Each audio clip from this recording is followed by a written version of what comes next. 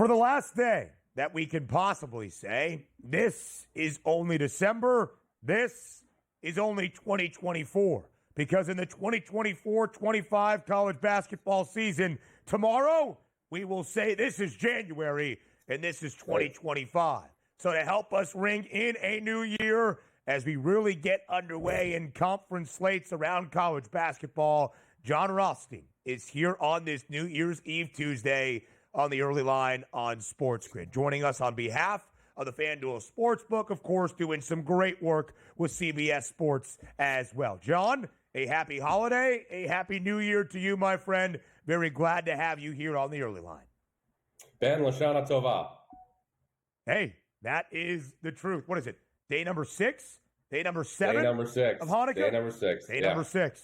We light those candles continuously as we ring in a new year as well. And Jon, although we are now into the final day of December throughout this college basketball season, it almost feels like a new year in part because conference action really in full starting to pick up around the country this week and for the first few days of 2025. Big 12 openers last night around the conference and tonight in Lawrence, Kansas, where the Jayhawks will welcome in West Virginia. Big 12 opener for both sides. You can see a double-digit spread, Jon, in favor of KU. In the opening game of the conference slate for both teams, what do you expect to see?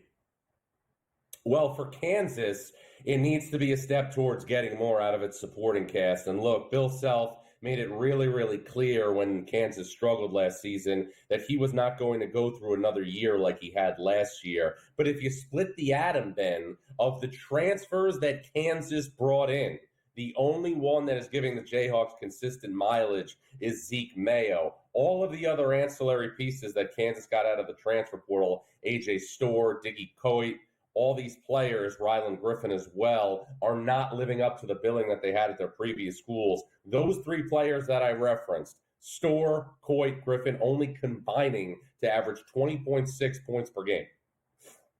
Yeah, and it's been a big story, Jon, for Kansas in this early going, the preseason number 1 for a second consecutive year.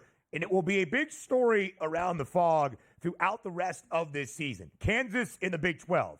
A conference with Bill Self, they have thoroughly dominated for the last 2 decades. But last season, Jon, 10-8, the record in the conference for KU. Those 8 Big 12 losses, the most for the Jayhawks since the 1988-89 campaign, the last time that Kansas missed the NCAA tournament. So now as we take a look at the season outlook for Kansas, what are the expectations for KU this time around?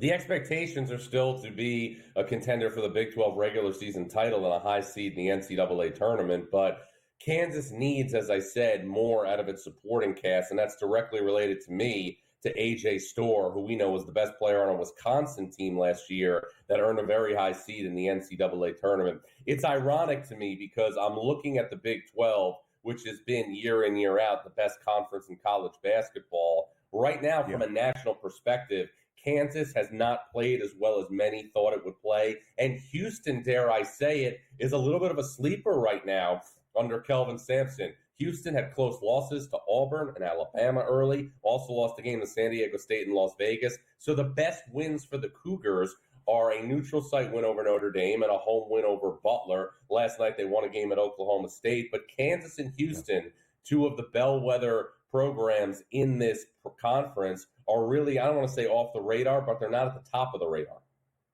Let's go from the Big 12, Jon, to the Big East. A Big East battle tonight in Providence, Rhode Island. The Friars play host to Marquette. Each team has played 2 games so far in Big East Conference action. And Shaka Smart's Golden Eagles, a 6.5-point road favorite tonight against Providence. What is the breakdown for this matchup tonight out in Rhode Island?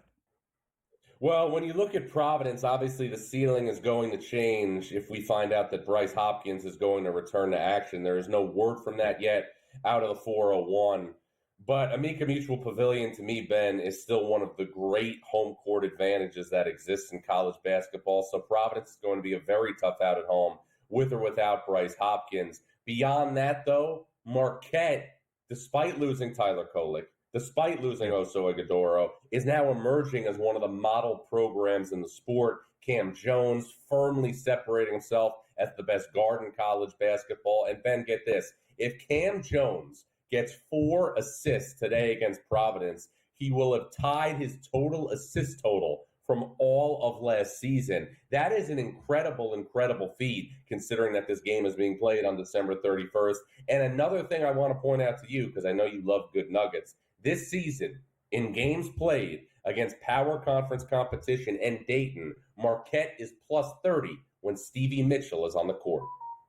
And that could be an X factor for Shaka Smart and the Golden Eagles, not just today against the Friars, but for the remainder of this Big East Conference slate. As you saw there, plus 175, the number 4 Marquette to win the Big East, a co-favorite currently alongside UConn. John, we got games on this New Year's Eve, Tuesday, starting at noon Eastern time. NC State, Virginia, and a really robust slate the remainder of the day. Of the games we're about to flash on the screen, which game catches your attention the most?